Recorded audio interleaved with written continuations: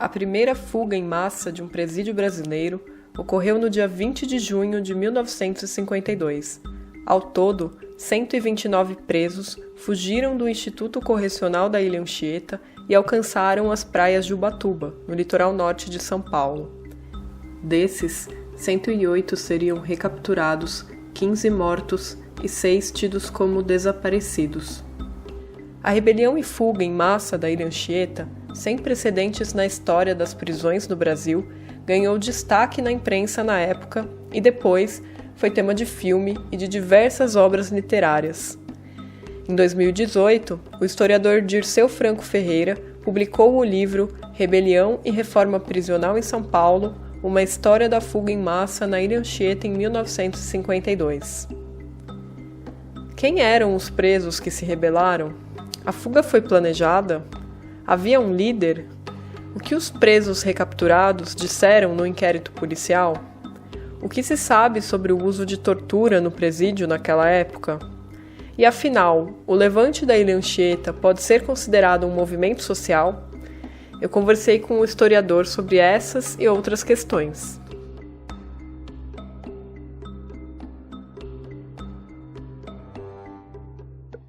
Na pesquisa em história, a gente depende muito das nossas fontes, né?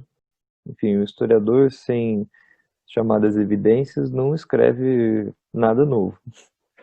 Na verdade, a gente parte de documentos já existentes para produzir algum conhecimento sobre o passado, né? Então, eu diria que a primeira coisa nova, a primeira contribuição que o meu trabalho trouxe para a história da rebelião de Anchieta foi o estudo desse importante inquérito policial feito sobre a rebelião pela Delegacia de Ordem Política e Social. Então, a descoberta desse documento no arquivo do Estado de São Paulo, no arquivo público do Estado de São Paulo, ele me permitiu, por exemplo, ter acesso aos depoimentos dos presos, né, que foram recapturados após a fuga para o continente. Bom, foi um inquérito bastante exaustivo, né? O DEOPS em São Paulo era uma polícia investigativa, que surgiu nos anos 20, né, com interesse principalmente o interesse político, né, em garantir a ordem política do país. Então era uma polícia política, né? E como uma polícia política, o DOPS tinha procedimentos bastante rigorosos, né? E um savoir-faire, digamos assim, bastante completo no que diz respeito aos procedimentos investigativos. Então, são cerca de 10 volumes, são mais de 2.000 páginas de documentos. Eles tomaram depoimento chamados termos de declarações de aproximadamente 350 presos, além dos depoimentos colhidos junto a funcionários do Instituto Correcional, praças militares que trabalhavam no Instituto Correcional, o próprio diretor da Ilha Anchieta é interrogado nesse processo. Então é um processo, é um inquérito que reuniu muita informação a respeito do funcionamento do Instituto Correcional da Ilha Anchieta, porque o interesse da polícia, e aí é importante dizer, né, que a Polícia Civil naquela época, o DEOPS era parte da Polícia Civil do Estado de São Paulo, né? A Polícia Civil naquela época ela tinha uma preponderância em relação à Polícia Militar que se acabou, né? Não existe isso mais, né? Enfim, não sei se você conhece bem essa história, mas a Força Pública do Estado de São Paulo, que depois vai ser transformada na Polícia Militar do Estado de São Paulo, a Força Pública ela tinha uma dupla subordinação. A Força Pública estava subordinada ao Exército, né, para fins de defesa territorial, e ela estava subordinada à Polícia Civil para as tarefas de policiamento, né? E quem conhece a história da Anchieta sabe bem que a segurança das áreas externas do presídio era feita por praças da Força Pública do 5º Batalhão de Caçadores de Taubaté, né? Então, quando o DOPS assume a tarefa de investigar as causas da rebelião, né, não é apenas uma autoridade política que se coloca sobre uma questão, perante uma crise, né, social e política grave, digamos assim, né? É também uma autoridade policial, né, que começa a investigar seus subordinados. Então, a presença da Polícia Civil na Ilha Anchieta era uma preocupação não só para os funcionários vinculados à Secretaria de Segurança Pública, mas também para os praças militares, né? Tanto é que alguns praças militares acabaram sendo indiciados nesse inquérito, foram levados ao Tribunal de Justiça Militar e chegaram a cumprir pena de alguns meses, né, no chamado presídio do Barro Branco, né? Poucos meses, na verdade. Ficaram poucos meses aprisionados em função da própria investigação do Tribunal Superior, do Tribunal Militar do Estado, e depois foram libertados. Então, muitas acusações de parte a parte, funcionários da Secretaria de Segurança Pública acusando praças militares de negligenciar a segurança externa do presídio, praças militares acusando funcionários da Secretaria de Segurança Pública de terem um relacionamento quase íntimo com os presos. Então, o que a gente consegue recuperar a partir da leitura desse inquérito é muito interessante porque revela aspectos conflituosos que marcavam o cotidiano do funcionamento do presídio, né? Isso é muito interessante, né? São elementos que de outra forma a gente não recuperaria, porque isso não aparece na imprensa, isso não aparece, aparece de forma bastante tangencial em alguns relatos, como por exemplo os relatos escritos pelo Paulo Viana. Não sei se você já teve acesso a esses relatos, mas ele tem 2 livros de memória, né? Mas esses livros precisam ser lidos com muito cuidado, né? Porque Paulo Viana foi diretor do presídio e ele faz muitas acusações aos funcionários, né? Segundo ele, a rebelião já estava sendo organizada enquanto ele era diretor, né? Ele tem umas teses assim muito curiosas, né? Ele diz, por exemplo, que a saída dele da direção do presídio já era um indício da organização da rebelião. Quer dizer, a rebelião aconteceu em 1952, ele sai do presídio como diretor em 49, quase 3 anos antes. Preso nenhum vai fazer um planejamento com 3 anos de antecedência para uma rebelião. Então, quer dizer, as figuras que lideraram a rebelião sequer estavam na Ilha Anchieta quando Paulo Viana saiu de lá. Então, essas teses do Paulo Viana, lidas a contrapelo, digamos assim, elas permitem inclusive ter acesso a esses conflitos, né? A essa natureza conflituosa do cotidiano da Ilha Anchieta, porque ele justamente acusa quem? Ele acusa os funcionários civis, né? Então isso enfim, esses depoimentos memorialísticos, eles precisam ser lidos com bastante cuidado pelo historiador. E o inquérito também precisa ser lido com bastante cuidado. Afinal de contas, a gente sabe que quando um preso presta depoimento, ele presta depoimento para uma autoridade policial que, ao fim e ao cabo, pode ser responsável pelo prolongamento da sua pena, pode ser responsável, enfim, por um indiciamento que vai levá-lo novamente ao tribunal, que pode levá-lo novamente a uma segunda, terceira ou quarta condenação. E a nossa tradição inquisitorial na justiça, ela é muito conhecida, né? Enfim, as condições nas quais os presos foram interrogados, né, elas não aparecem nas páginas do inquérito, né? A gente sabe que o preso falou para um escrivão e estava sendo inquirido por um delegado. Agora, as condições em que se deu esses depoimentos a gente desconhece completamente, né? Mas ainda assim é possível, com essa leitura cuidadosa, recuperar elementos importantes do cotidiano da ilha, né? E eu acho que eu tentei explorar justamente esse aspecto que eu acho que é fundamental para entender a organização dos presos para a rebelião, né? E as motivações que eles tiveram para tal. Né? Porque, enfim, uma rebelião, ela muitas vezes ela é encabeçada por alguns indivíduos, mas veja bem, são 453 indivíduos dentro de um presídio, né? Então, nem todos aderiram ao movimento. Sobre o planejamento da rebelião, queria que você comentasse um pouco sobre o que você viu na sua pesquisa, nos depoimentos dos presos sobre isso, porque é uma coisa também que até hoje fica muito... como é que foi? Foi planejado, não foi? Quem que planejou? Quem que liderou? Sempre se tenta achar um líder, né? Uhum. E dentro desses depoimentos dos presos, né, o que você consegue assim concluir, analisar sobre o planejamento? Uma das questões que o delegado do DOPS, que dirigiu o inquérito, mais perseguiu durante a execução do inquérito foi essa questão da liderança da rebelião, né?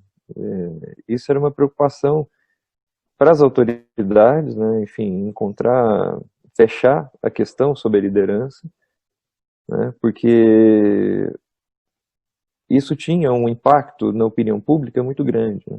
Quer dizer, uma vez que você encontra o cabeça do movimento, né?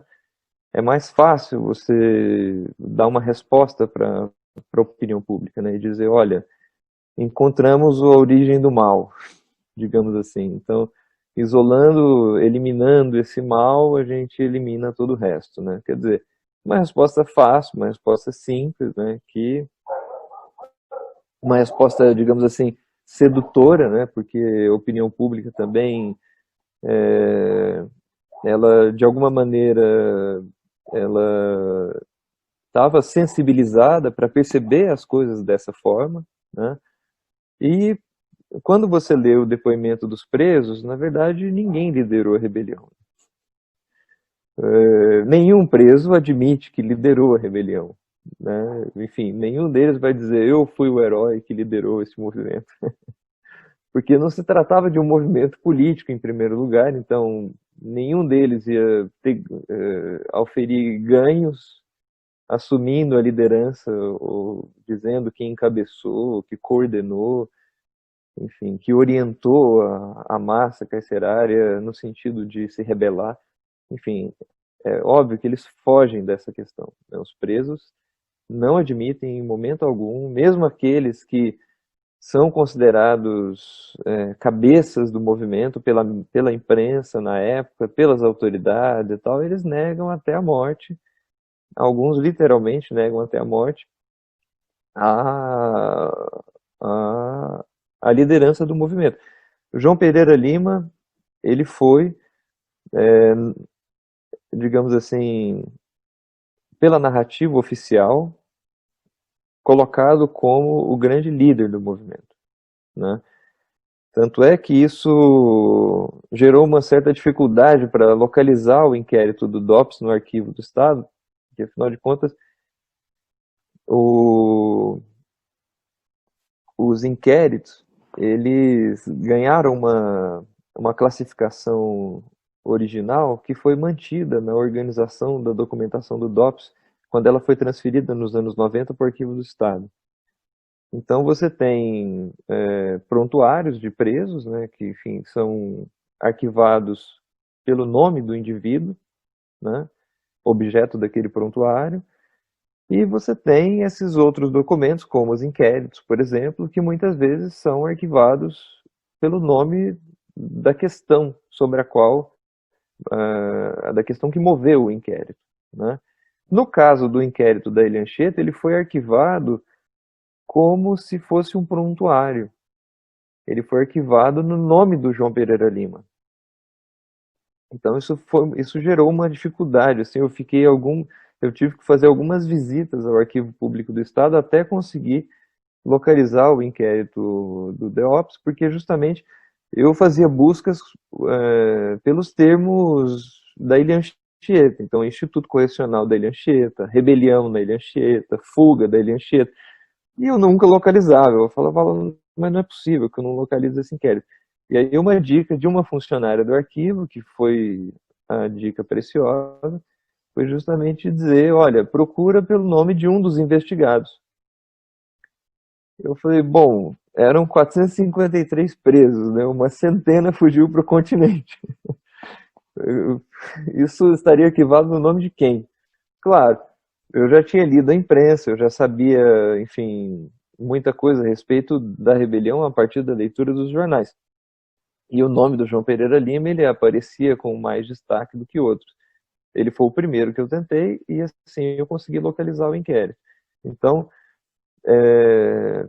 esses indícios, eles são importantes para mostrar, digamos assim, a origem desse processo de institucionalização da narrativa oficial, né, da figura do João Pereira Lima como o líder da rebelião, né? É claro que aí depois eu fui investigar quem era o João Pereira Lima, né? Enfim, e eu descobri que ele já havia liderado uma rebelião na casa de detenção em São Paulo em 1948, enfim, que ele já havia fugido algumas vezes de diligências policiais, que ele era uma figura que tinha tido uma passagem pela força pública, né? Ele era casado com uma professora de nível secundário, ele havia trabalhado no banco, no Banco Bradesco, quer dizer, ele era uma figura que tinha uma formação escolar e, digamos assim, profissional, que o diferenciava da média dos presos daquela época. A maior parte dos presos daquela época não tinha o nível primário, né? Não sabiam ler e escrever.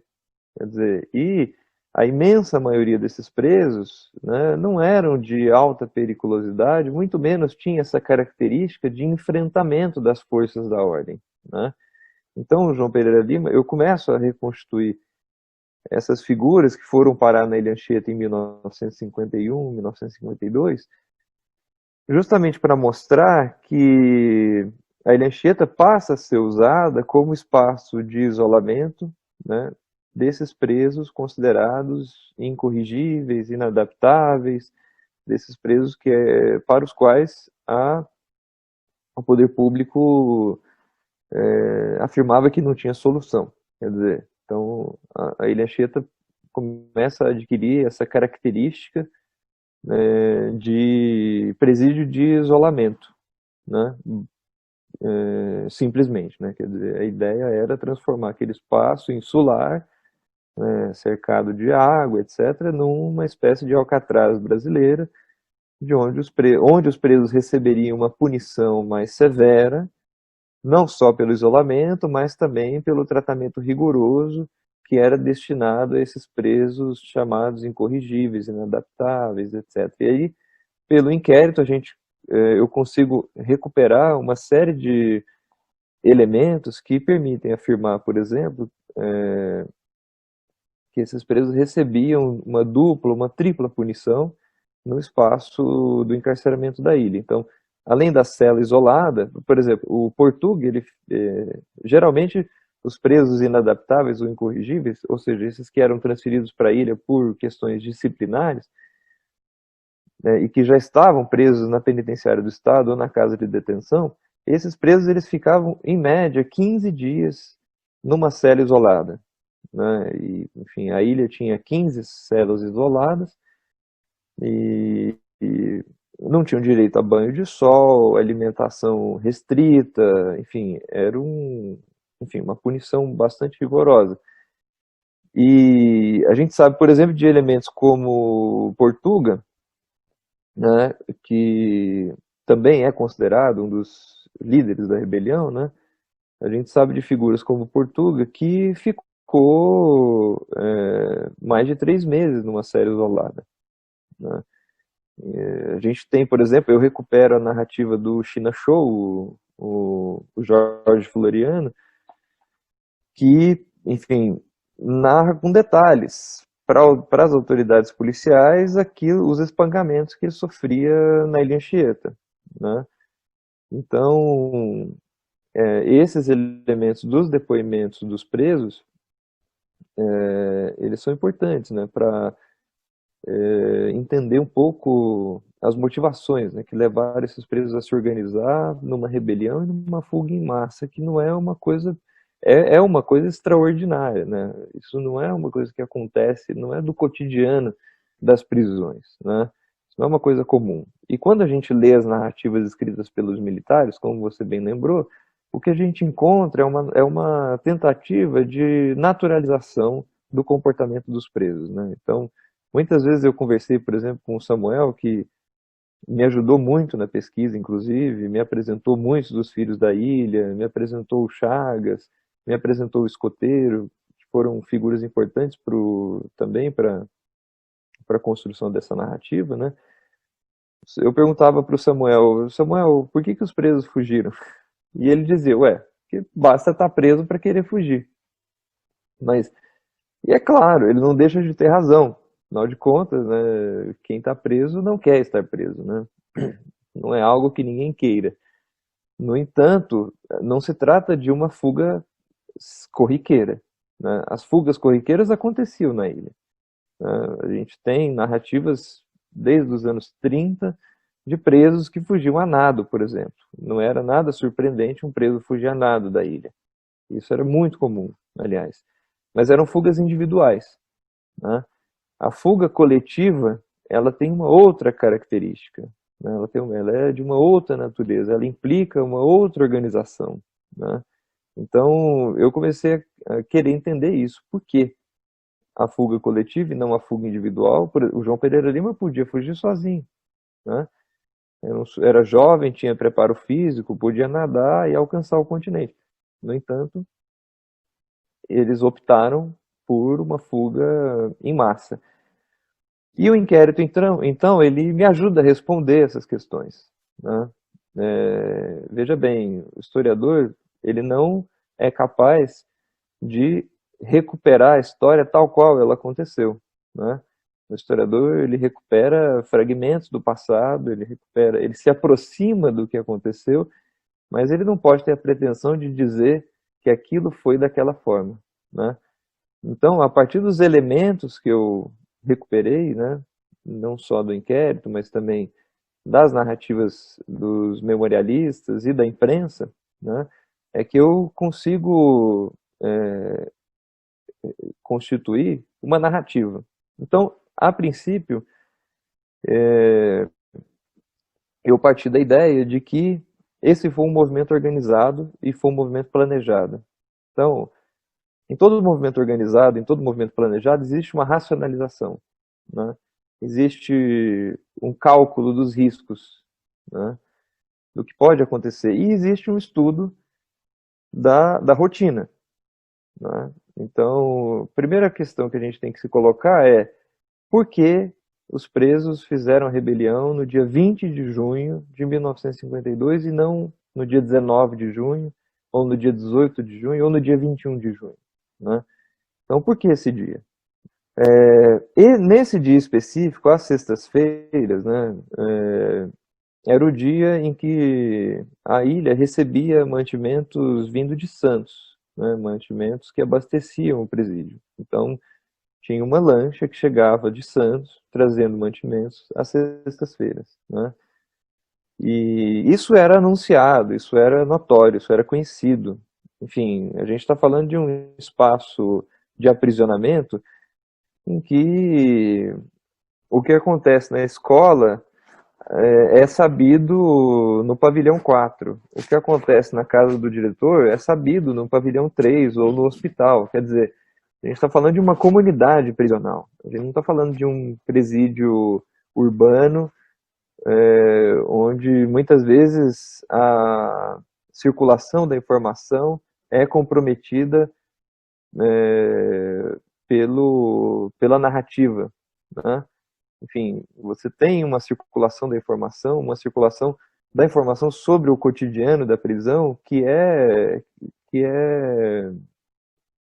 é muito que é rotineira, né? Enfim, todo mundo sabe a rotina, todo mundo conhece a rotina do presídio.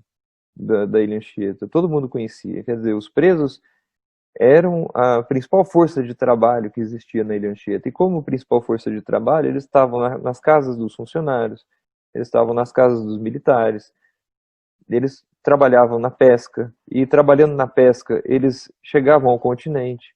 No continente eles tinham informação, eles conversavam com o diretor do presídio, com o diretor eles também tinham informação, eles conversavam com os praças militares. Então, quer dizer, existia uma vida comunitária, né, que precisa ser entendida como tal, e não como elementos estanques. Né? O preso fica no seu lugar e não dialoga com ninguém, o funcionário fica no seu lugar e não dialoga com ninguém. Isso não existia na ilha. Né? Como eu estou dizendo, era uma comunidade. Então, nessa comunidade, a informação circulava e os presos, como principal força de trabalho, estavam em todos os ambientes. Né? Estavam em todos os ambientes. Eles prestavam serviço doméstico para todo mundo.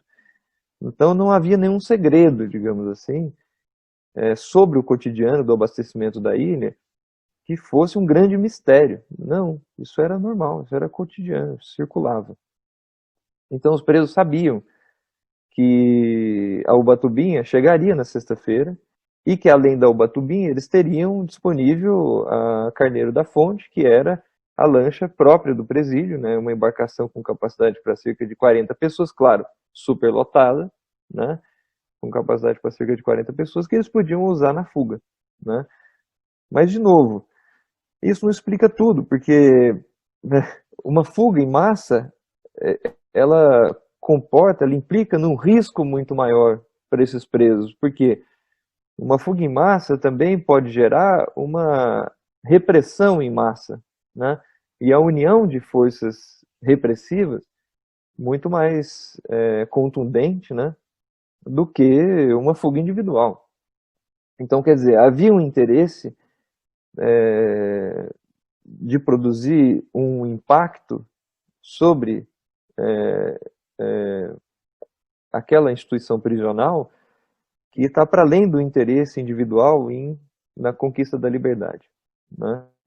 Bom, então, esses elementos são importantes. Né? O meio de transporte, como fugir da ilha. Então, a sexta-feira era importante para isso.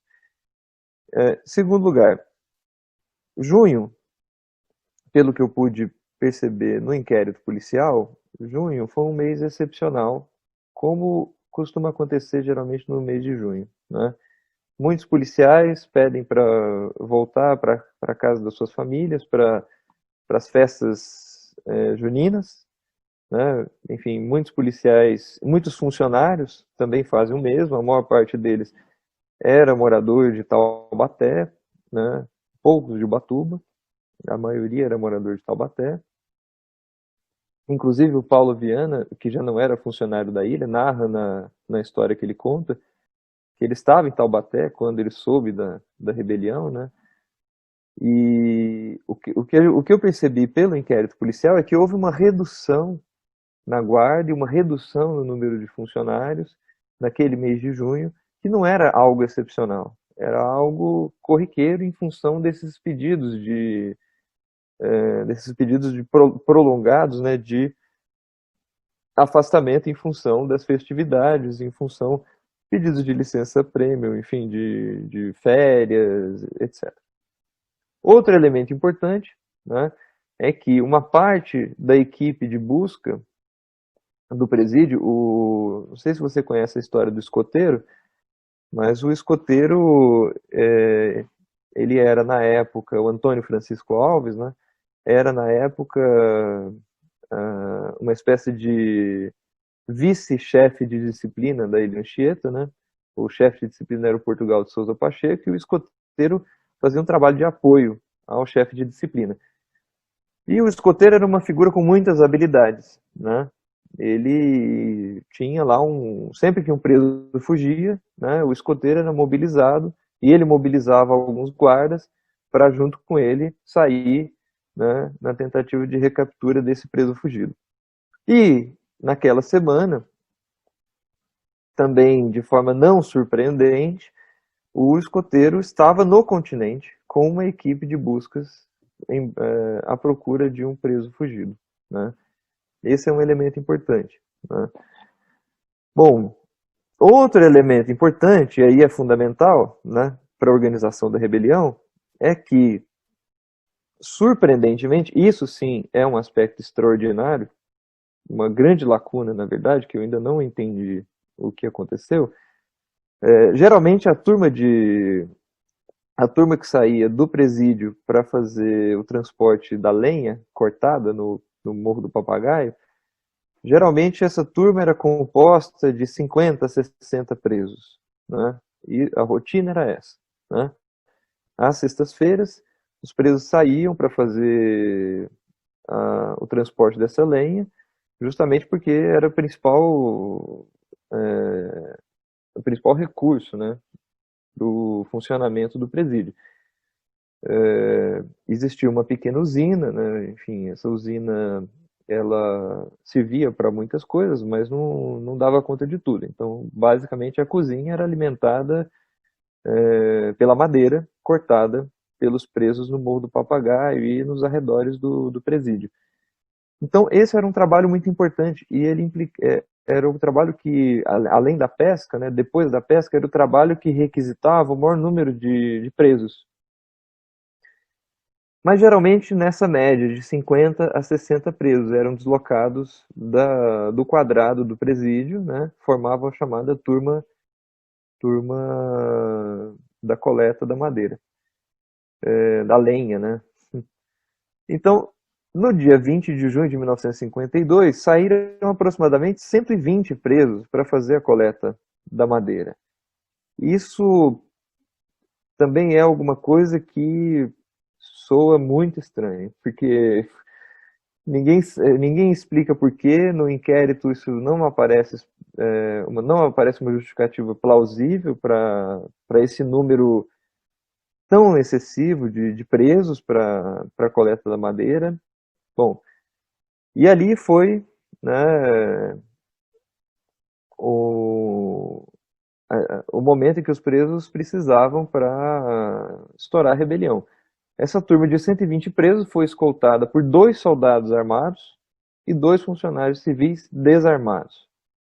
Bom, numa ilha, num presídio já que vinha, enfim, com uma baixa no número de guardas, uma baixa no número de funcionários. Portugal de Souza Pacheco, que era o chefe de disciplina, estava de férias nesse momento, mas ele estava na ilha, ele morava na ilha com a esposa e os filhos. Mas ele estava, enfim, estava preparando porcos para fazer alguma festa lá, não sei se era festa de aniversário, não lembro mais. Mas ele estava preparando uns porcos para cozinhar, enfim, estava completamente desligado da rotina. Não sei qual foi a influência dele nessa decisão do deslocamento de 120 presos, né, para a turma da lenha, mas eu sei que nesse momento, obviamente, os presos encontraram a oportunidade ideal, né, para se rebelar. Detalhe importante, a turma da lenha saía para trabalhar antes da chegada da Ubatubinha, né, dessa lancha. Então, havia uma espécie de concatenação das ações, né, muito interessante, né? Bom, no croquis a gente vê perfeitamente onde exatamente começou a ação, né? Enfim, ali ao pé do Morro do Papagaio você tinha 2 lugares onde os presos catavam a lenha, né? O primeiro e o segundo tombador. E ali no croquis aparece exatamente o lugar onde o primeiro soldado foi morto, o Hilário Rosa. E aí tem um momento interessante, porque muitos presos dizem assim, muitos presos que estavam trabalhando na turma da lenha, dizem assim, que aderiram à rebelião com medo de morrer, porque foram ameaçados pelas lideranças, né? E aí eles mencionam o João Pereira Lima, mencionam o China Show, que foram figuras que assumiram, né, pegaram as armas, né, e assumiram, deram voz de comando, etc. Então, muitos presos relatam isso para a polícia. É claro que a gente não pode ler esses depoimentos de forma fiel, né, digamos assim, os presos, então, foi exatamente isso que aconteceu, mas o que a gente sabe é que uma, a maior parte dos presos que eram levados para a ilha eram levados para cumprir medida de segurança detentiva. Então, quer dizer, eram presos considerados presos que, enfim, representavam uma certa periculosidade, mas a maior parte deles eram presos, estavam presos por contravenções, né? Não tinham longas carreiras criminais, digamos assim, né? Nem eram presos que tinham uma tradição de enfrentamento às autoridades policiais. Você tem um núcleo, né?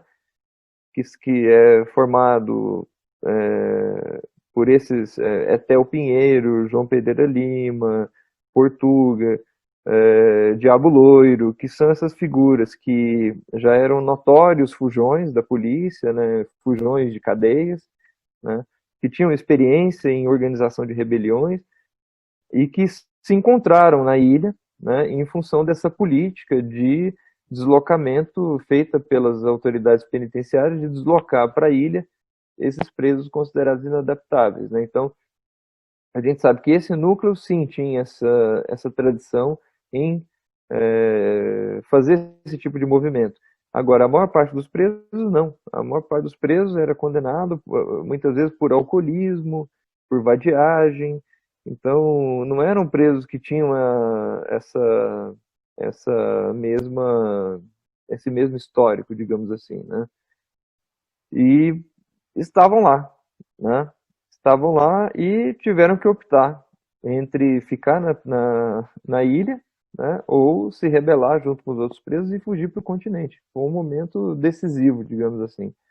Então, esses presos que estavam na turma da lenha, né, recrutados ou não pelas lideranças, eles avançam em direção ao quartel. Então, veja bem, existe existe uma ação organizada, né? Por que atacar o quartel? É evidente que ali tem uma casa de armas, enfim, eles queriam recuperar aquelas armas para assumir o controle do presídio e fugir para o continente, né? Mas não é só isso, então eles atacam o quartel, em seguida essa turma se divide, uma turma vai atacar a casa do diretor, a outra turma vai para o presídio, para o quadrado do presídio, para libertar os presos que lá se encontravam, né? Então, dominado o diretor, dominado o presídio, né? Começa a organização da fuga em massa. E aí, digamos assim, o primeiro erro dos presos aconteceu justamente nesse movimento. Por quê?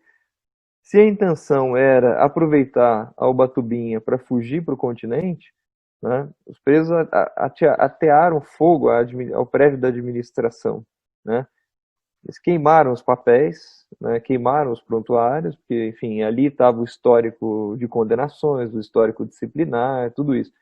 Então, os presos queimam esses documentos, esse fogo acaba se alastrando, enfim, compromete a estrutura da cobertura do prédio da administração, e o capitão da Ubatuba percebe essa fumaça e redireciona a lancha para a cidade de Ubatuba. E aí vai ser o primeiro alerta, né, da rebelião, dado pelo Ubatuba. Enfim, consta no inquérito que ela chegou a tomar alguns tiros dos presos que perceberam o movimento de recuo da lancha. Então, eles pedem a possibilidade de usar esse meio de transporte, né?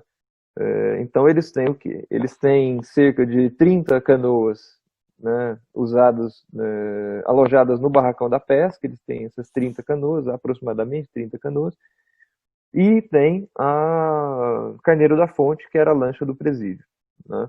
Então, bom, aí outra questão, né, que permite entender uma certa racionalidade nesse processo de fuga, né?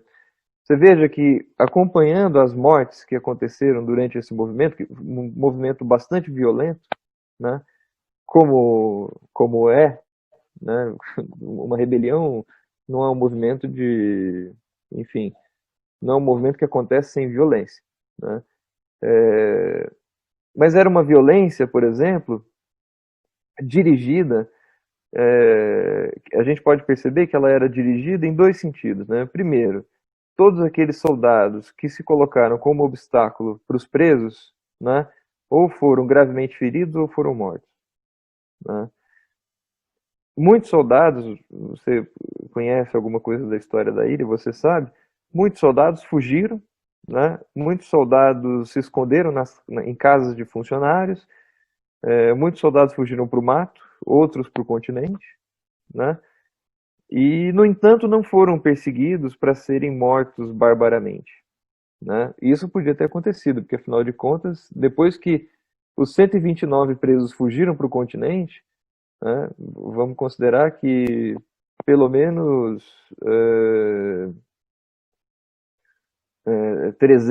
300 presos permaneceram na ilha, né, e permaneceram na ilha armados, controlando a rotina do presídio até a chegada da polícia, né? Enfim, os funcionários foram presos dentro dos pavilhões, os praças militares foram presos dentro dos pavilhões, o diretor foi preso dentro do pavilhão, as famílias, as mulheres, as crianças foram presas dentro dos pavilhões, e os presos então assumiram o controle do presídio. Nisso eles praticaram uma série de delitos, como assaltos às casas dos funcionários, assalto à administração, enfim, mas não praticaram o delito de morte durante esse período.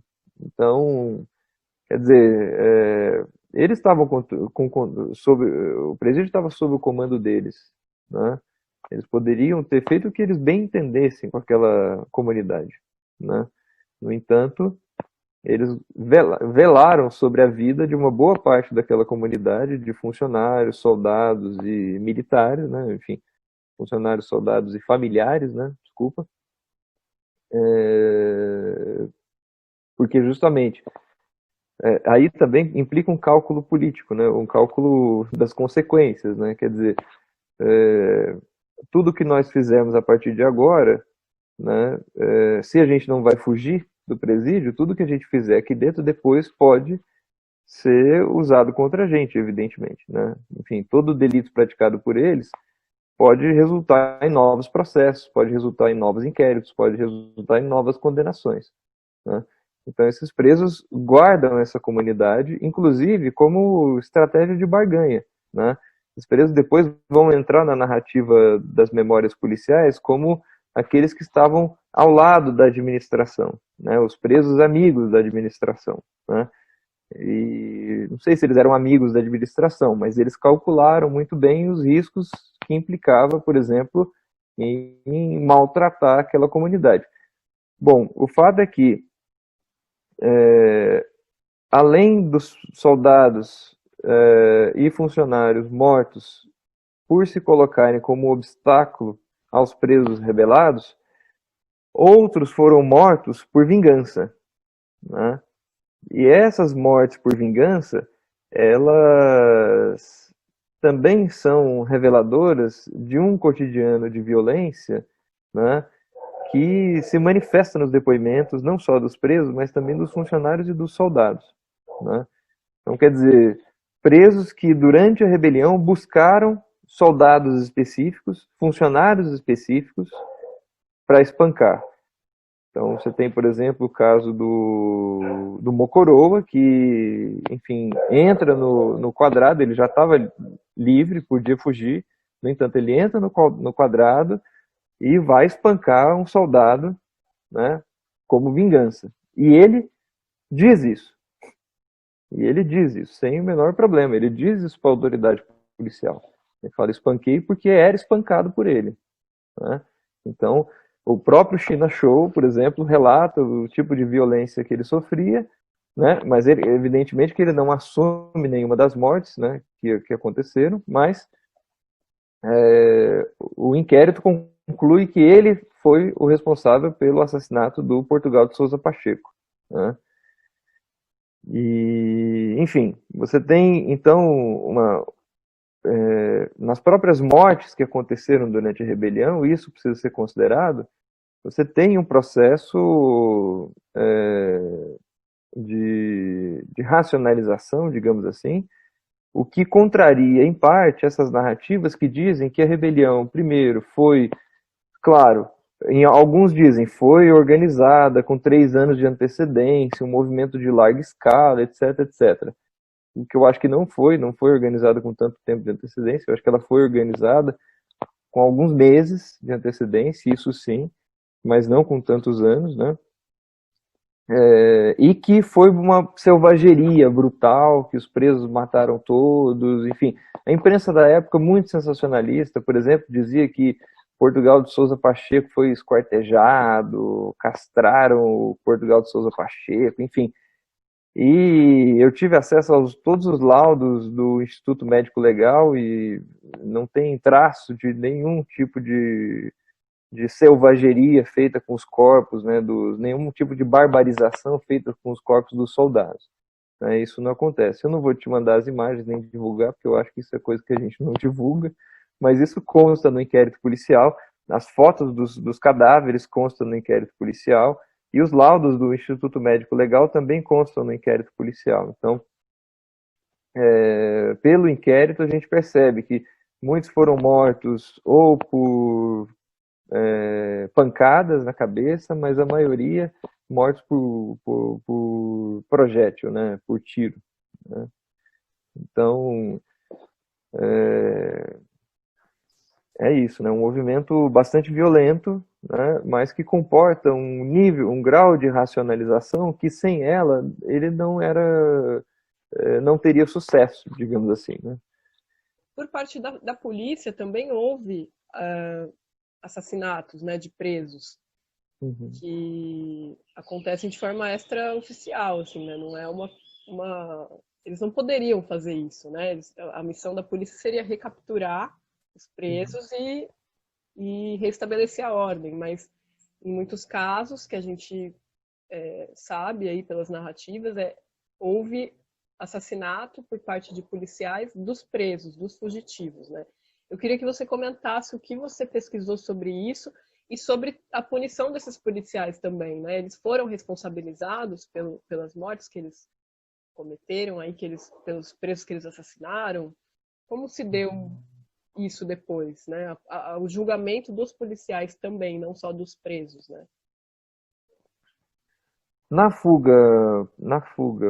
Essa fuga dos presos, né, enfim, foram 129 presos que alcançaram o continente, né? Enfim, houve uma mobilização geral e mesmo desproporcional das forças de segurança, né?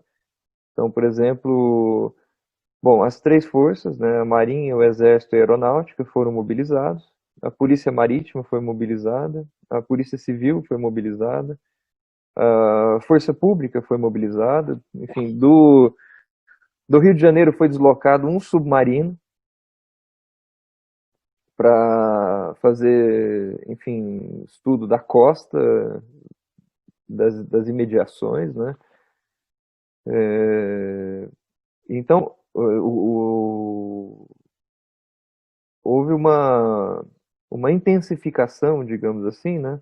Naquela região da Serra do Mar, né, desde os arredores de Cunha, fronteira do Rio, Paraty, São Luís do Paraitinga, Caraguatatuba, Ubatuba, Taubaté, enfim, toda essa região do litoral norte, ela passou a ser policiada com bastante rigor e a própria população civil foi mobilizada nesse processo de recaptura dos presos, né? Então, assim, eu concordo com você absolutamente. Não é a tarefa da polícia sair matando, né? Enfim, a gente diz isso até hoje. No entanto, ela mata. Existe enfim, um comportamento violento, né, por parte das autoridades policiais que é quase que um atavismo na formação policial no Brasil, né? Uma coisa crônica, né? Enfim, o agir violentamente, ele é sempre a primeira opção, né? A segunda opção é justificar a violência, né? Então, a primeira é agir violentamente. Bom, também não vou dizer que os presos estavam de brincadeira e os presos não estavam armados. Os presos estavam armados, evidentemente, e queriam a fuga. Agora, tem uma coisa que acontece e que aparece muito pouco nas narrativas policiais, que é o seguinte: a organização do movimento ela é coletiva, a rebelião é coletiva e a fuga até um determinado momento é coletiva. No entanto, quando os presos alcançam o continente, o comportamento deles é completamente diferente. O comportamento deles é dispersivo. Né? Por quê? Uma vez que eles se separam, a chance de sucesso na fuga é maior. Né? Então, eles não permanecem juntos, eles não permanecem agrupados. Os grupos são pequenos, quando existem. São grupos de 3, 4 presos no máximo. Né? O próprio, digamos assim, chefe da rebelião, né, como ele foi colocado, né, o João Pereira Lima, foi encontrado com mais 2 outros presos. Então, quer dizer, os presos se dispersam no continente, justamente buscando alcançar com mais sucesso a liberdade. Então, a possibilidade de uma resistência coletiva à recaptura era completamente nula. Né? Isso não existiu. Os presos não resistiram em grupo às autoridades policiais. Né? A maior parte das recapturas que estão relatadas no inquérito são recapturas individuais. São presos encontrados, ou presos que se entregaram pela fadiga, pelo cansaço, vencidos pela fome, etc. Ou presos que se feriram no processo de rebelião e fuga, né, que acabam se entregando para as autoridades policiais. A maior parte dos presos são recapturados sozinhos. Né? No entanto, a violência empregada contra esses presos, como eu disse, ela foi de fato desproporcional. Né? A gente tem um caso, por exemplo, bom, só um parêntese, a maior parte dos presos recapturados, eles foram deslocados diretamente para o hospital penitenciário de São Paulo, que era onde eles podiam receber tratamento, né? O que já é um indício, né, dessa violência. Quer dizer, não houve preso que não foi ferido, que não foi golpeado, com exceção, né, do João Pereira Lima, que foi deslocado para a capital em carro oficial do governo do estado. Né? Foi o único preso tratado, digamos assim, a pão de ló, o que é muito curioso, porque, afinal de contas, se ele era considerado o líder da rebelião, né, por que esse tratamento especial? Né? Mas a gente entende, evidentemente, né, que, enfim, nesse processo de consolidação da narrativa oficial de que existiu uma liderança na rebelião, né, ele é importante, né? É importante preservar o líder, né, para mostrar ele para a imprensa. Afinal de contas, inclusive, para testemunhar, para ele servir como testemunha de que a ação não foi violenta. Né? Então, quer dizer, preservando o líder de toda essa violência, era possível justificar perante a opinião pública, né, ou explicar perante a opinião pública que a polícia agiu sob medida, né, que a polícia agiu sem violência contra esses presos. A prova seria, né, o líder, a preservação física, né, da integridade física do líder da rebelião. Agora, por exemplo, o Diabo Loiro relata no depoimento que ele tomou um tiro dentro da cela da cadeia de Ubatuba. Então, quer dizer, ou Paraty, se eu não me engano, uma das duas. Quer dizer, já preso, alguém foi lá e deu um tiro. Claro, se existe vingança da parte dos presos, também existe vingança da parte da polícia. Né? Afinal de contas, colegas, praças da força pública foram assassinados na Ilha Anchieta. Né? Colegas queridos. Né? Enfim, que eram filhos de alguém, ou irmão de alguém, ou parente de alguém. Né? E, enfim, essas pessoas queriam vingar essas mortes. Né? E, evidentemente, que os presos que já eram objeto, né, de sevícia na ilha também foram objeto dessas vinganças, né? Então, muitos foram violentados após a prisão, outros foram violentados durante o processo de recaptura. Na própria Ilha Anchieta, por exemplo, a gente tem o caso de um preso de nacionalidade espanhola, que é uma história curiosíssima, né? Porque a ilha já tinha sido retomada pelas autoridades policiais, e aí forma-se uma escolta com 2 presos e 2 guardas, 3 guardas, né? Para fazer buscas dentro da ilha por presos que poderiam estar escondidos em regiões e tal, dentro do território da ilha, né? E nessa busca, né, isso foi relatado por um preso no inquérito policial, nessa busca, esse preso de nacionalidade espanhola foi assassinado friamente com um tiro nas costas. Então, assim, a gente não sabe se isso foi fruto de uma vingança, porque não está explicado, mas também é mais um indício, né, dessa ação violenta, né? Outro preso, durante o processo de transferência para a capital, num comboio da Polícia Marítima, foi espancado dentro desse comboio, depois internado no Hospital da Penitenciária do Estado, e ali ele acaba morrendo em função dos ferimentos, né? E se os policiais não foram condenados por causa dessas violências, né, porque de fato não foram condenados em função dessas violências, as denúncias não deixaram de acontecer, né? E isso é um momento importante daquele esforço de democratização, porque muitos deputados, o Jânio Quadros, inclusive, foi um deles. O Jânio Quadros era deputado estadual na época. Muitos deputados denunciaram essas violências e cobraram do governo do estado uma resposta por essas atitudes, né? Resposta que evidentemente não veio, a não ser com essa justificativa bastante complicada, né? Que diz assim, os policiais não podiam agir de forma não violenta, afinal de contas os presos estavam fortemente armados, os presos resistiram em grupo, enfim, tem toda uma narrativa para justificar essa ação violenta da polícia, do exército e mesmo da população civil da região, né? Recentemente eu conversei com um morador de Ubatumirim, um morador antigo que faz um trabalho interessante ali numa antiga usina na região de Ubatumirim. Não sei se você conhece, talvez você conheça. Fazenda. Puxa, eu esqueci. É um senhor negro, já de idade. Enfim, ele fica nessa usina, é um patrimônio Ah, é da histórico. Fazenda da Caixa. Fazenda da Caixa. O seu Zé Exatamente. Pedro. Seu Zé Pedro, exatamente, seu Aham. Zé Pedro. Seu Zé Pedro tem uma narrativa interessante sobre esse processo. Não sei se você já conversou com ele sobre isso. Não, sobre isso nunca.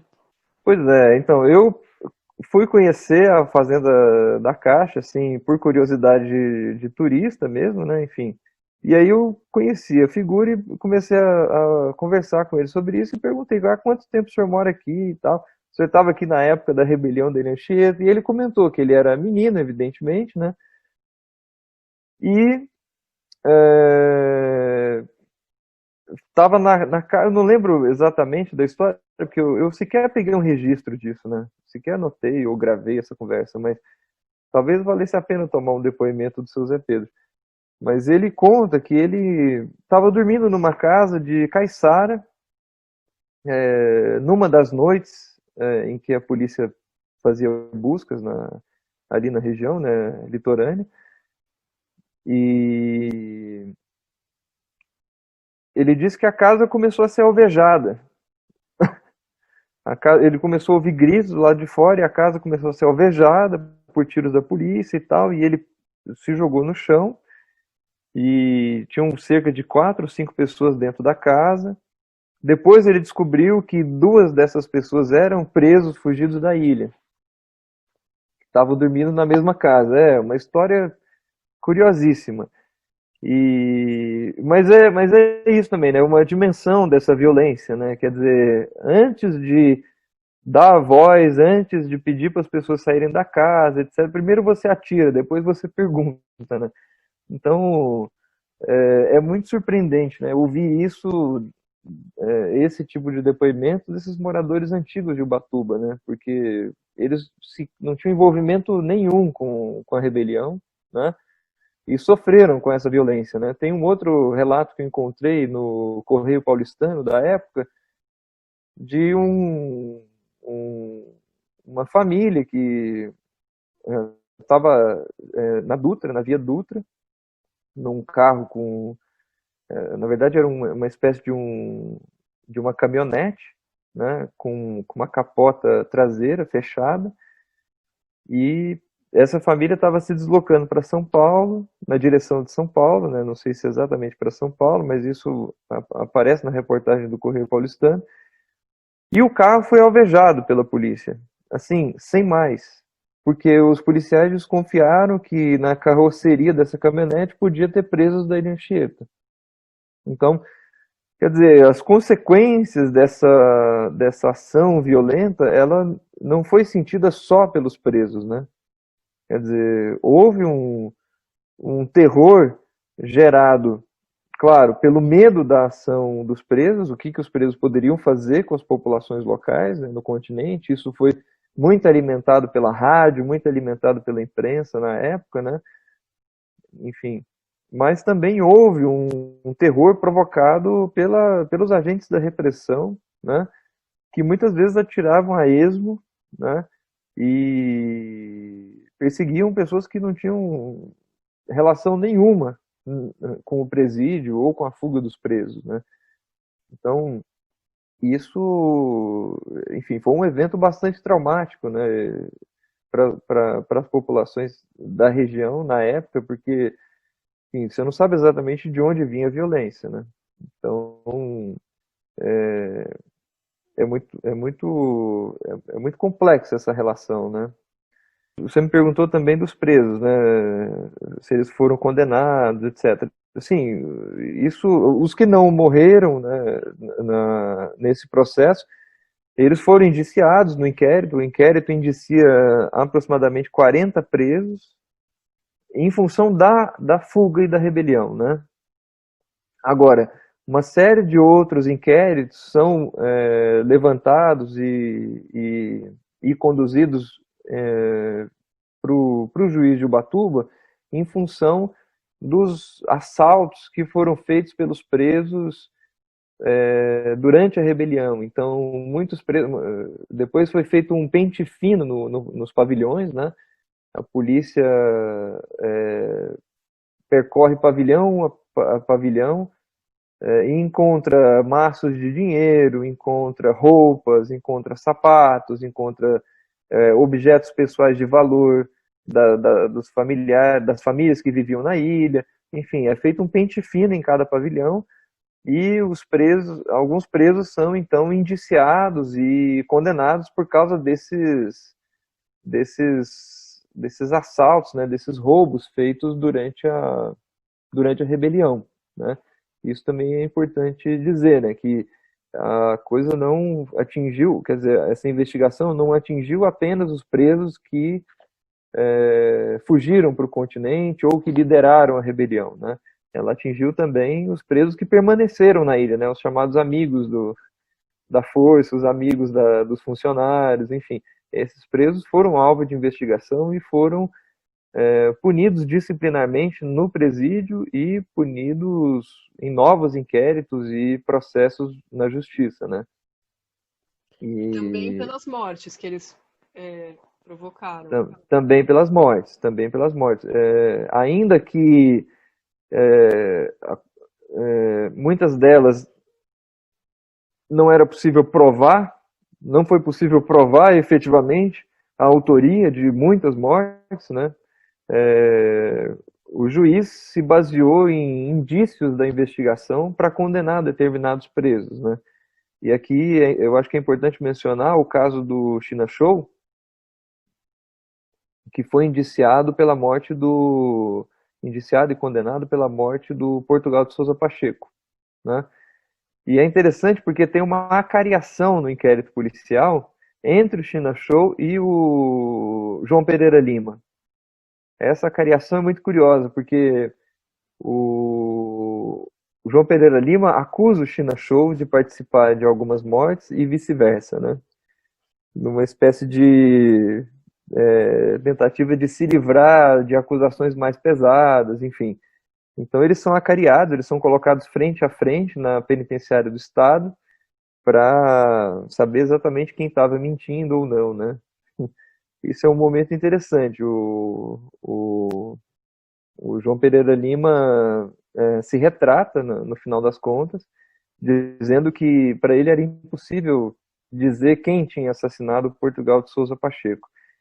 Mas ainda assim, o China Show acaba sendo condenado por essa morte sem prova efetiva dele ter participado do assassinato, né, do Portugal de Sousa Pacheco. É evidente que algum preso assassinou o Portugal de Sousa Pacheco, enfim. Agora, o momento de definir quem foi que assassinou é a questão, né? Como provar? É sempre muito difícil, né? E o China Show tinha uma questão, outra questão interessante, que ele estava prestes a ser libertado, né? Quer dizer, não sei se prestes a ser libertado, mas a pena dele estava no fim. A pena dele acabaria em outubro ou setembro daquele ano. A rebelião foi em junho. E, no entanto, ele não teve dúvida, né, em participar do movimento, né? Eu achei muito interessante também o que você coloca, né, na sua pesquisa, que é uma visão que eu também não conhecia, assim, né, de enxergar o levante como uma forma de resistência, né, dos presos ao processo de encarceramento e como um movimento social, né? Eu não sei se isso é uma coisa que você traz também como uma novidade, porque eu não vejo muito ser abordado dessa forma, né? E aí também isso está dentro da questão que a gente estava falando também sobre a própria condição em que eles viviam ali, né? A corrupção, acusações de corrupção por parte de autoridades, né? Os presos relatam isso, você coloca isso na pesquisa. A violência policial, né, os espancamentos e as punições extraoficiais que ocorriam na ilha por parte das autoridades. E tudo isso, e aí eu achei interessante também que no seminário da semana passada, que eu acompanhei, que vocês fizeram, alguém trouxe essa ideia de que, bom, será que então, uma vez que eles viviam uma condição precária e que eles sofriam restrição de alimento, violência e outras questões aí que não seriam corretas, né, por parte das autoridades, será que se justificaria, então, a fuga seria um direito, né, dos presos? Para falar sobre isso, acho que é importante justificar por que essa perspectiva do movimento social, né? Assim, de modo geral, tanto na sociologia quanto na historiografia, quando se estuda os movimentos sociais, você pensa em movimentos fora da prisão, evidentemente, né, na sociedade livre, digamos assim, que tem uma pauta muito clara, que tem um objetivo muito claro, uma forma de organização, né, e uma reivindicação coletiva diante do Estado, né, geralmente diante do Estado, né, pode ser também que tem um impacto diretamente nas empresas, sei lá, uma greve, por exemplo, operária é um movimento, pode ser considerado um movimento social, né? Tem uma pauta de curto impacto, digamos assim, mas é uma organização social que busca atingir um objetivo, tem uma finalidade coletiva, digamos assim, né? Então, existe toda uma historiografia, enfim, que fala sobre os movimentos sociais e que estuda os movimentos sociais, né? E durante muito tempo, determinadas organizações ou determinados movimentos, né, ficaram de fora dessa classificação, né, de movimento social. Então, muitas vezes, uma rebelião de presos, né, não é interpretada sob essa ótica porque é, existe um certo preconceito da historiografia em relação à natureza da reivindicação de um preso. Muitas vezes é um objetivo individual, ele quer a fuga, né?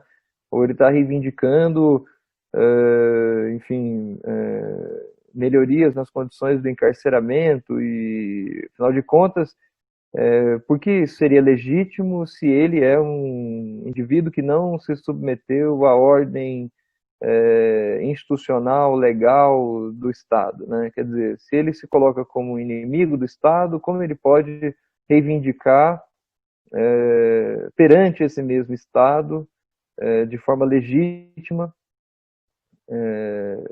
enfim, qualquer espécie de direito? Então, existem muitos questionamentos e é bastante questionável essa ideia de classificar os movimentos dos presos como movimentos sociais, né? Porque muitas vezes eles se fazem por meio da criminalidade, né? Eu me vali dessas narrativas, dessa historiografia dos movimentos sociais para entender por que muitos presos que não ocuparam a linha de frente da rebelião acabaram aderindo ao movimento, né? Então, quer dizer, o que havia de comum, né? O que havia de interesses em comum entre os presos que permitiram, que motivaram, né, esses presos a se arriscar no movimento de fuga em massa da Ilha Anchieta, né? Então, quer dizer, quais são os valores, quais são os interesses, quais são as reivindicações que aparecem nos depoimentos dos presos que nos permitem olhar para essa comunidade, primeiro, de forma mais complexa, né? E de forma a entender as motivações, né? Então eu acho que todo o aparato conceitual trazido pela historiografia dos movimentos sociais, ele permite olhar para os indivíduos presos como sujeitos históricos, né? E como sujeitos históricos movidos por interesses e valores, como todos nós, né? Então, mas quais são esses interesses e quais são esses valores, né? Então, aí entra, por exemplo, as reivindicações sobre informação sobre o processo, né? Muitos presos não tinham informação sobre os seus processos, né? Muitos presos questionam a duração das suas penas, né? Então, por que penas tão longas? Acabava de ser inaugurado no Brasil o Código Penal de 1940, que instituiu o recurso da medida de segurança detentiva, que podia ser renovada por 2 anos, até que aquele indivíduo recebesse um laudo de fim de periculosidade. Então, quer dizer, o sujeito, enquanto ele fosse avaliado como perigoso, a sua medida de segurança podia ser renovada, ou seja, ele podia ficar 10 anos na prisão, ele podia ficar 20 anos na prisão, e muitas vezes isso não era explicado, né? Bom, eu não estou falando de nada novo aqui, a gente sabe que hoje em dia, quem estuda a realidade carcerária no Brasil, sabe que os presos hoje têm uma dificuldade enorme, né, de conhecer a execução das suas próprias penas, ou em que pé está o julgamento dos seus pedidos de livramento condicional, enfim. Existe uma certa opacidade no funcionamento da justiça para os presos que é uma marca da nossa tradição jurídica e que atinge até hoje e que alimenta a revolta dos presos, justamente, né, digamos assim, nos cárceres até hoje no Brasil. Então, essas reivindicações são manifestadas pelos presos. E os presos também aproveitam o fato de que eles estão prestando depoimento para uma autoridade policial que, do ponto de vista da hierarquia, está acima das autoridades às quais o preso estava subordinado na ilha. Eles aproveitam esse momento para fazer uma série de acusações sobre o uso dos recursos, sobre o manejamento da disciplina, etc. Então, eu insisto bastante nessa questão no livro, a questão da corrupção, né, no aproveitamento dos recursos da ilha, porque isso foi o único fator que levou o diretor do presídio a responder, né, perante a autoridade policial. Afinal de contas, para que servia a pesca na Ilha Anchieta? Os presos pegavam aproximadamente 700 quilos a 1 tonelada de peixe a cada saída, né? Faziam pesca de rede, eram aproximadamente 30 canoas para o serviço de pesca. Quer dizer, uma boa parte do contingente dos presos da ilha eram empregados no serviço de pesca. E o que aparece nos depoimentos dos policiais, dos funcionários civis e dos presos é que os recursos da pesca eram embolsados. Quer dizer, os peixes eram vendidos para os comerciantes de Ubatuba e o recurso era compartilhado entre alguns poucos funcionários, né? O diretor, o chefe do almoxarifado, o chefe do destacamento militar, enfim. E aí um conflito, eu acho assim, é um conflito que envolve funcionários militares e funcionários civis, que não envolve a comunidade carcerária, quer dizer, a comunidade dos presos, digamos assim, né? Porque há, num determinado momento dos depoimentos, uma disputa de narrativa nessa questão da pesca, né?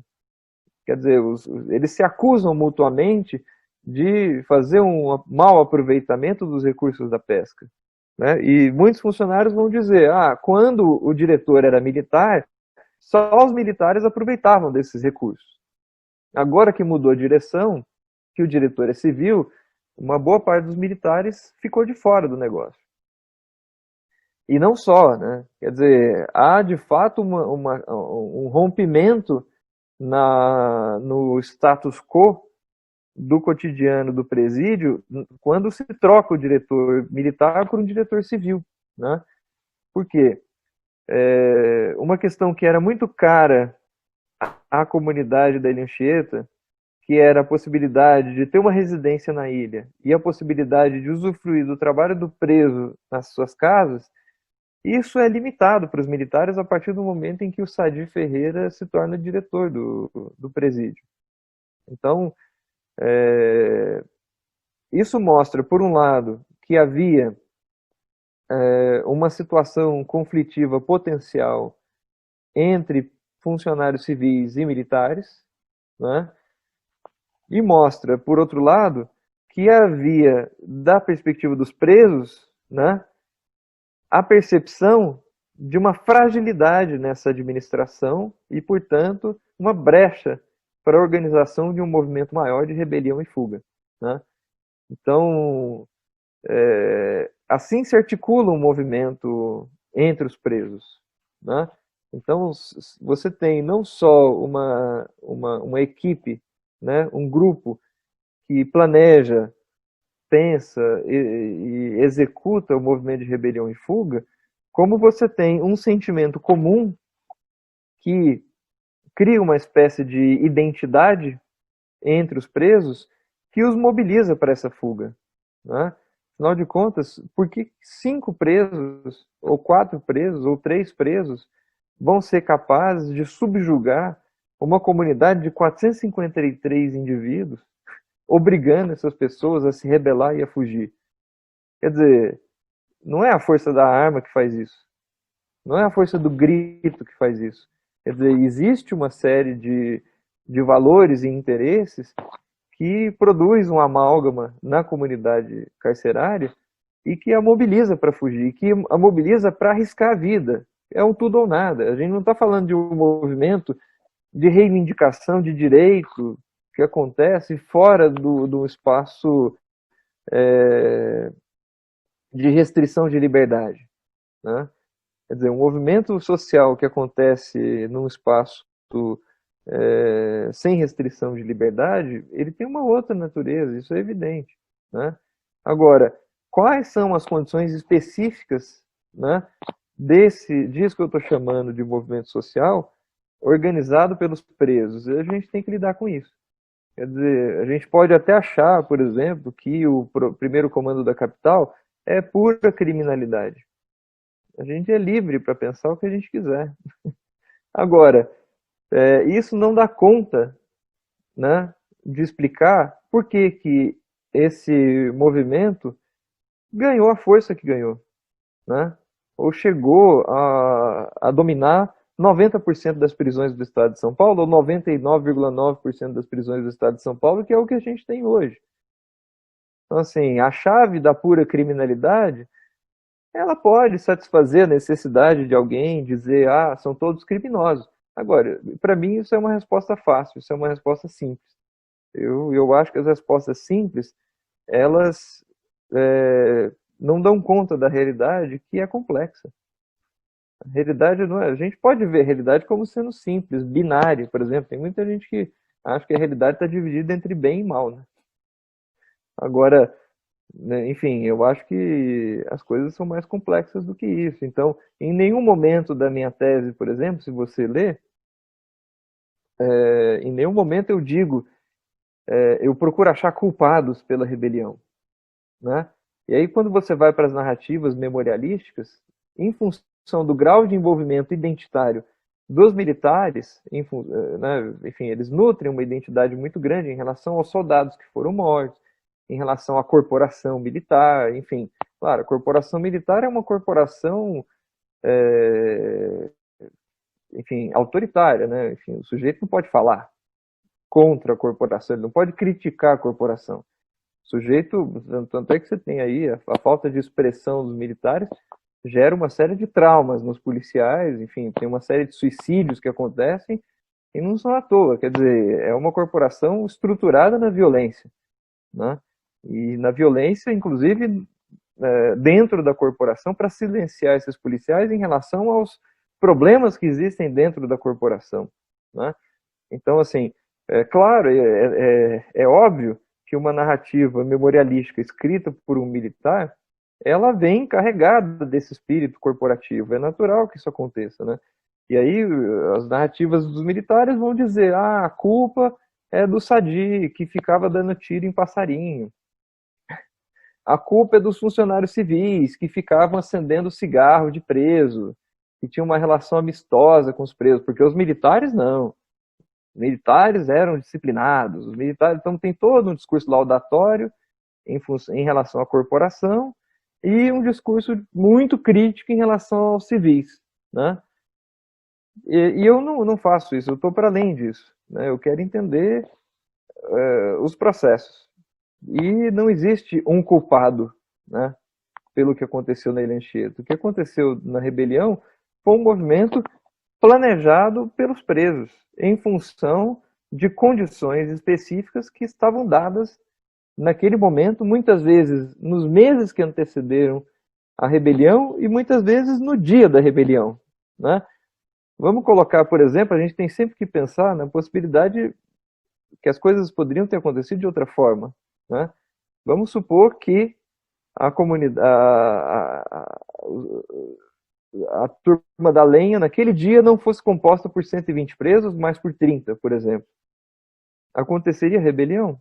Talvez não, né? Agora, eu não vou dizer que a culpa foi de quem deu a ordem para que 120 presos fossem trabalhar. Não, porque esses 120 presos também poderiam ir trabalhar e não ter conseguido fazer rebelião, né? Então, tem uma série de fatores conjunturais do momento que são favoráveis, mas também podem não ser favoráveis ao movimento, né? Hoje, o presídio desativado, ele continua na ilha, né? A gente tem as ruínas lá. E hoje a ilha é uma unidade de conservação. Existe também, né, já há algum tempo, se ventila boatos na cidade de uma possível privatização da ilha, né, que o Estado poderia, de repente, passar isso para uma empresa.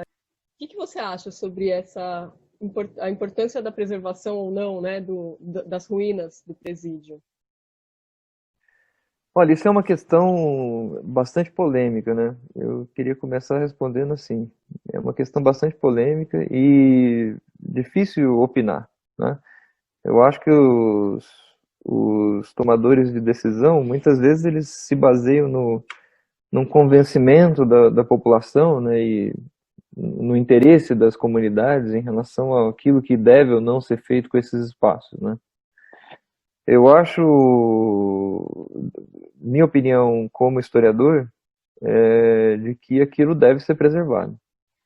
Minha opinião como historiador é de que aquilo deve ser preservado não só como um espaço voltado para conservação ambiental, como já vem sendo feito, mas também como um espaço de turismo histórico, né? Isso eu não sei se acontece no espaço de Anchieta, eu não conheço, né? Se acontece ou não, eu não conheço, desconheço completamente.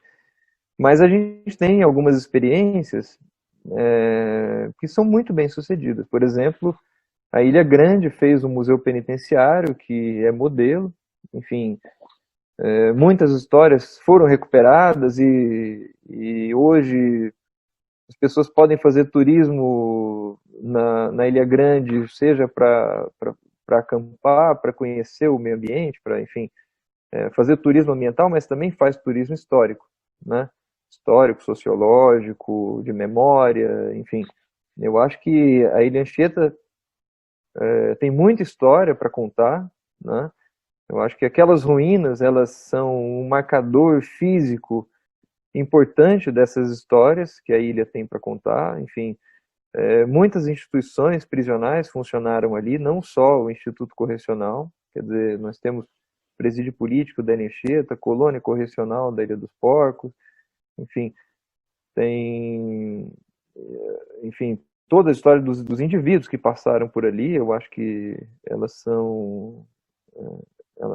têm um sentido pedagógico, digamos assim, para as gerações, né?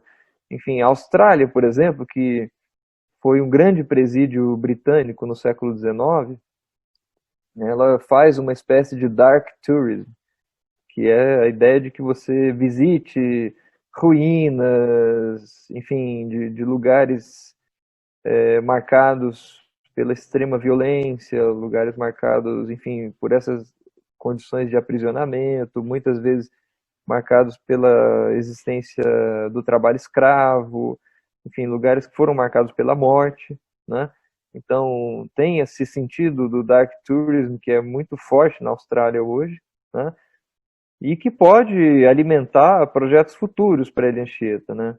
Agora, eu acho que para isso é urgente que o governo determine, em primeiro lugar, uma cobertura para aquela estrutura. Aquela estrutura hoje está ao ar livre, sofrendo com todas as intempéries. Então, aquilo precisa de uma cobertura. Não existe cobertura nenhuma para aquelas estruturas, né? Então, mesmo para preservar o espaço para o trabalho arqueológico, para o trabalho histórico, antropológico, etc., você precisa preservar, criar condições mínimas de preservação. Então, eu começaria cobrindo o espaço, né? Criando uma cobertura para aqueles pavilhões, né? E, claro, existem muitas outras estruturas que existiam na ilha e que foram cobertas pelo mato, que foram cobertas pela vegetação, né? Essas estruturas também precisam ser recuperadas, inclusive para a gente ter uma história mais informada sobre a Ilha Anchieta, né?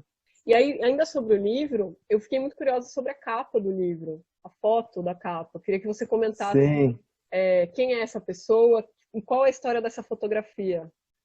mas só uma coisa que eu acho importante, por exemplo, essa reflexão sobre o espaço da Ilha Anchieta, eu acho que é importante aí pensar no conceito de espaço de memória, né? Enfim, a gente tem, no Brasil é muito precária a valorização desses espaços de memória, né? E eu acho que para a nossa história é super importante. Como você mesmo disse, quer dizer, as pessoas vão lá e muitas vezes se interessam pela história do presídio por causa das ruínas, né?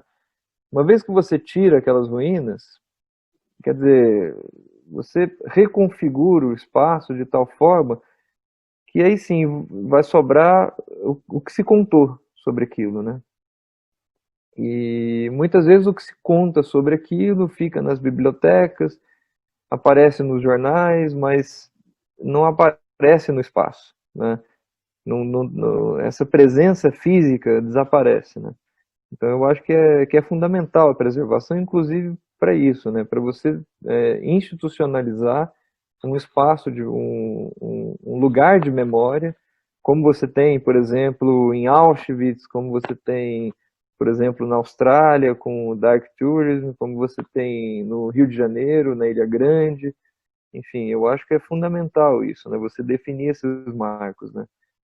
Agora, a capa do livro, é, essa imagem é uma fotografia produzida pelo jornal Última Hora,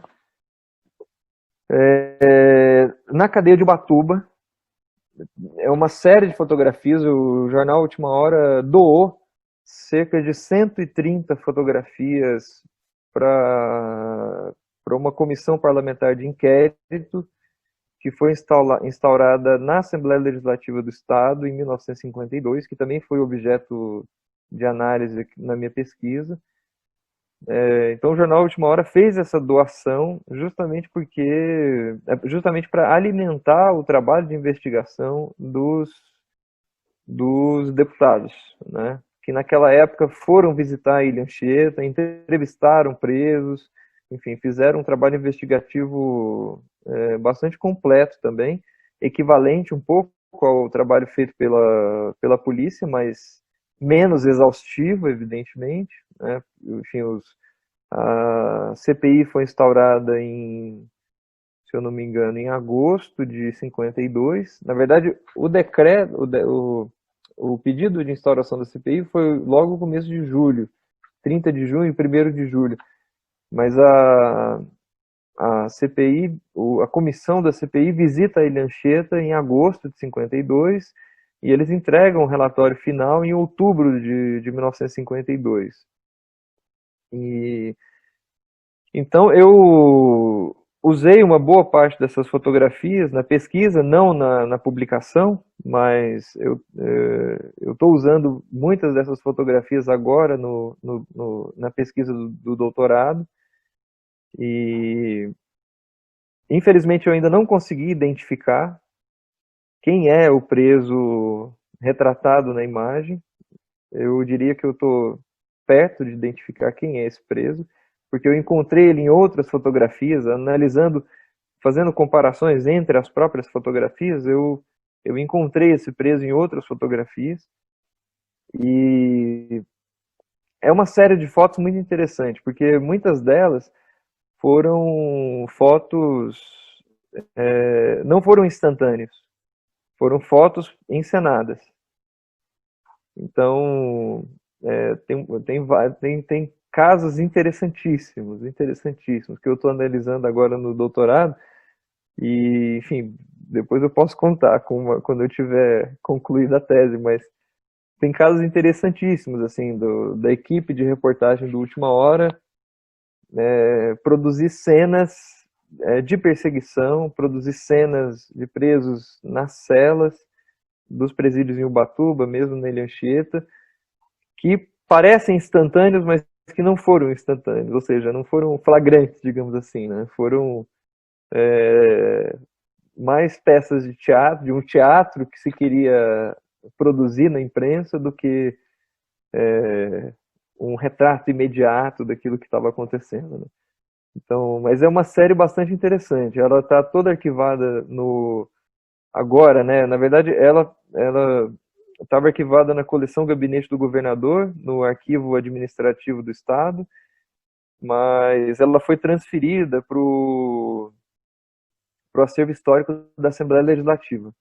Então, é uma pasta com aproximadamente 130 fotografias que está arquivada lá e que precisa também ser tratada, ser cuidada, porque é um registro inédito, eu considero um registro inédito de presos no estado de São Paulo, talvez no Brasil, porque muitas vezes a gente tem acesso aos nomes dos presos e muitas vezes as caras, os rostos dos presos aparecem na documentação policial do Departamento de Investigações, nas fichas policiais, etc.